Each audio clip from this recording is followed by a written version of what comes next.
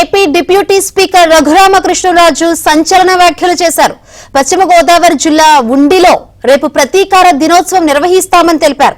ఈ కార్యక్రమంలో అందరూ పాల్గొనాలని కోరారు. 2021 మే 14న తనపై రాజద్రోహం కేసు పెట్టి తీసుకువెళ్లి ఏం చేశారో అందరికీ తెలుసునని అన్నారు. అదే వైసీపీ వాళ్ల చావుకు దెబ్బ కొట్టిందని రఘురామ తెలిపారు.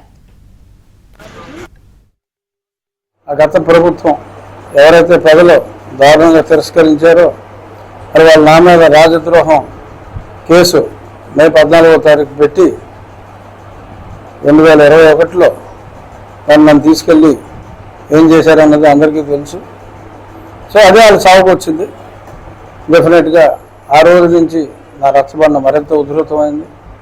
ప్రజలందరికీ వాళ్ళ ఎంత పనికిమాలలో స్పష్టంగా చెప్పడం జరిగింది. మరి వాళ్ళు తీసిన కోతిలో వాళ్ళే పడ్డారు. ప్రజలు కూడా అతను ఓడించాలనే కక్షతో ఓడించడం జరిగింది. ప్రతీకార దినోత్సవం అనుకోండి.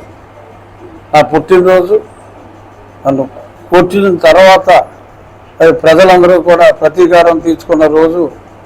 సో అందరూ కూడా వీలైనంత ఎవరికి వీలైతే వాళ్ళు ఆ ప్రతీకార దినోత్సవంలో పాల్గొనాలని చెప్పి మీడియా ద్వారా కూడా తెలియజేస్తున్నాం.